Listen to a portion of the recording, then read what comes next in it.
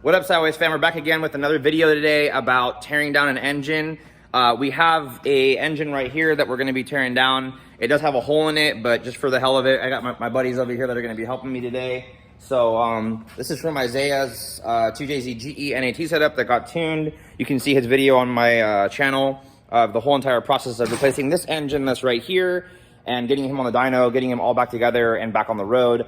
I do have another engine that we've already taken apart here where I've pretty much already kind of taught them and shown them how to do this.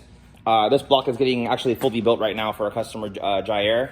And for his is300, got a whole huge video that's going to be going down on this one right here. But block is in beautiful condition, so we're pretty much ready to go. So stay with it right now. We're going to start tearing this whole entire thing apart just for shits and giggles.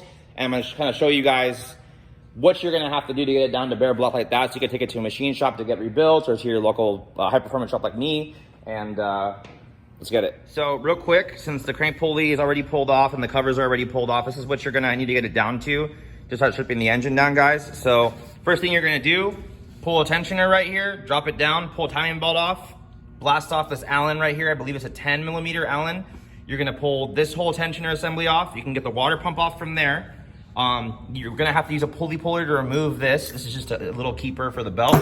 This doesn't fall off. So we're gonna remove this too as well. Start unbolting the oil pump, pull the cam gears off, pull the valve covers off.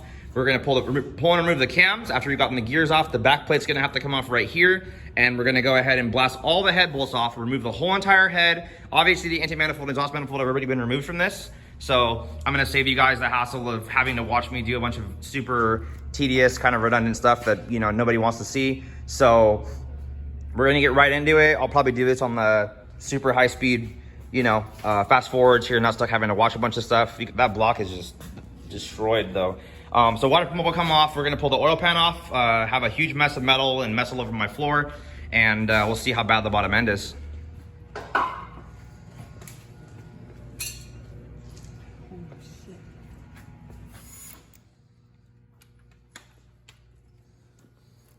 Get a 10mm, there you go. Don't lose the washers, okay? Okay. And then when you pull that one out,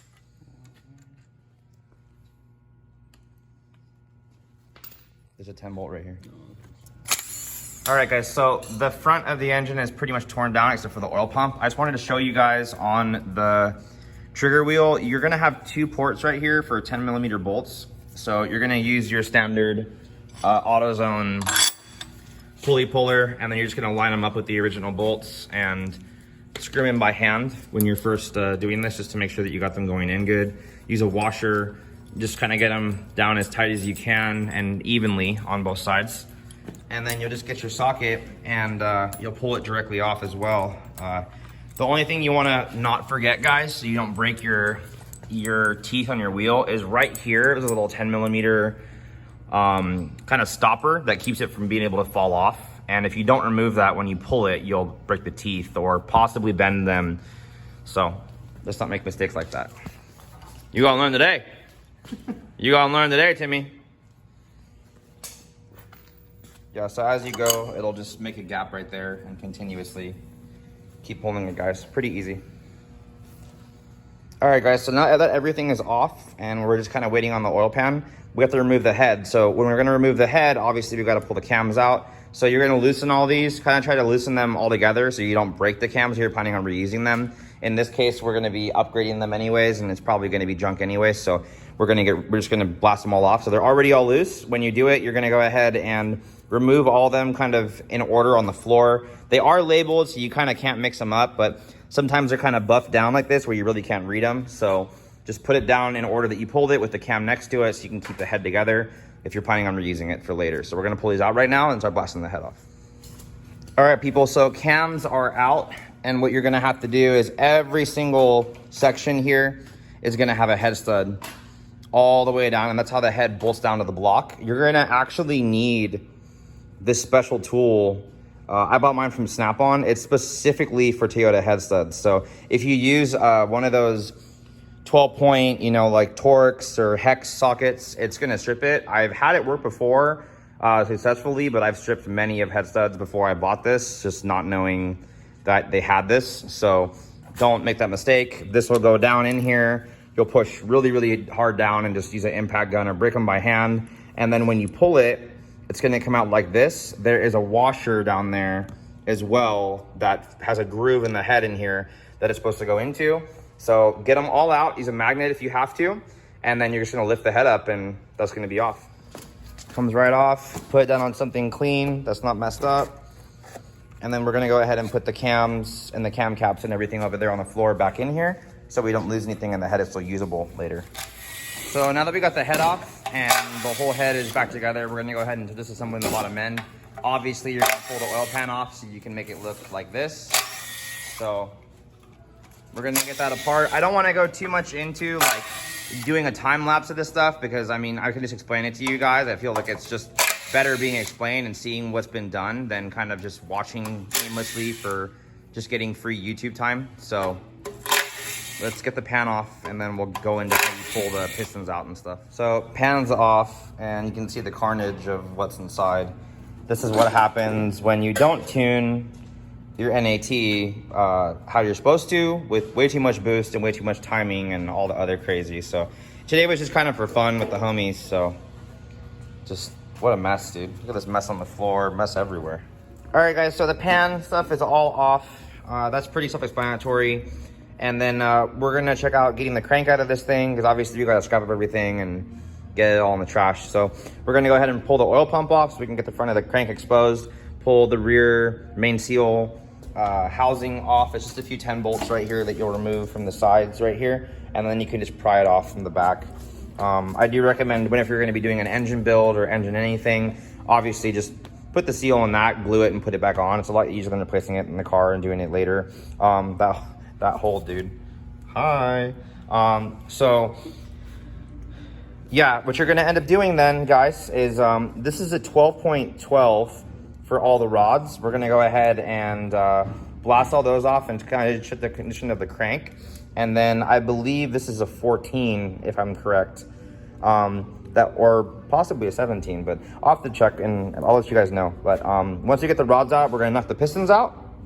This one is snapped in half and from the piston that got destroyed. That is just horrible. You can see how it bent and totally shattered. So kind of, it's funny because I just made the video about how you'll bend the rods and snap the rods and blow holes in the block, and now we're taking it apart. But we're gonna pull the pistons out and we'll get on to the next step. So we're on our last rod to get it disassembled and get that out. Pistons are over here on the floor. Look at the carnage, guys. Oh my God. Look at that. That is freaking crazy. Too bad I don't smoke. It makes a new ashtray, dude. That'd be freaking dope. Crazy, man. And then look at the bottom of the rod. See, guys? This is what happens to your high boost NAT stuff, guys. So be careful. All right, guys, so we're pulling the main studs out right now, the main cap. And go ahead and remove the oil pump so we can get the crank out of this thing.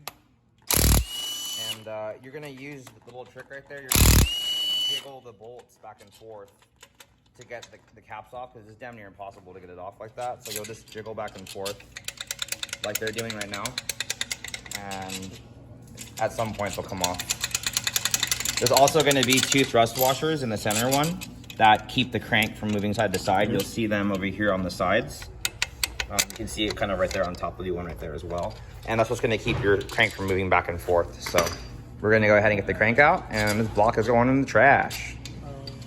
I also wanted to go over this with you guys too real quick.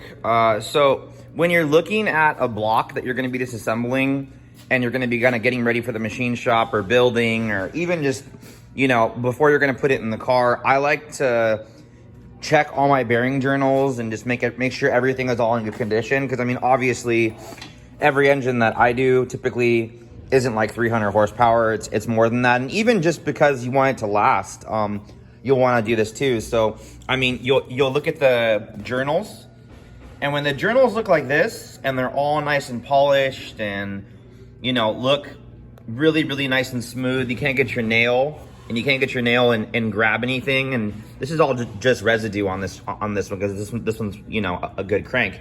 But then you go over to one of these where, you know, the journals don't look like that. They're worn out. This one actually knocked. So if you were to get your nail and rub across it, I mean, it does pick up stuff. I mean, it didn't knock super gnarly, but I mean, that doesn't mean that on other journals it's not that bad. So like on number 1 over here, like you can see it's quite a bit worse. So this is what a rod knock crank will look like. You know, scarring. And then obviously the ones that didn't knock won't be as bad, but I mean, you don't want a crank that looks like this, guys. That's not what you want. You want your crank to look nice and beautiful like this. And then, you know, if you were building it, you would go ahead and get it micro polished and go ahead and go that route. So also wanted to shoot one little clip of this as well. So these are the pistons that came out of it. And you can see here from the collision, the piston cracked. So, you know, from the back side and from the top side, when you're looking, even at the top up here, you know, like you wouldn't really be able to see too much from up here. But if you pull down the side of it, you get this crazy, like, it would have kept running in the car like this, and this crack would have just totally deteriorated and exploded in the engine. So we're talking about basically complete engine failure, you know, before it's gonna happen. So just showing you guys some cool stuff. All right, guys, so we are all done and down to bare bones. So thanks for watching. You know, this is a really quick video just to kind of show you guys how easy it is to tear down the engine, and you know, what you have to do to get it ready to go to the machine shop. We do have this engine that's going to be going to the get all set up and done and bored and honed, and we're going to be putting the pistons in and the rods in and everything for this build that we're going to be doing. This is going to be pretty freaking crazy, so stay with it. This engine will be done here in the next few weeks, and we'll be starting on Jair's is300. So until next time, thanks for watching.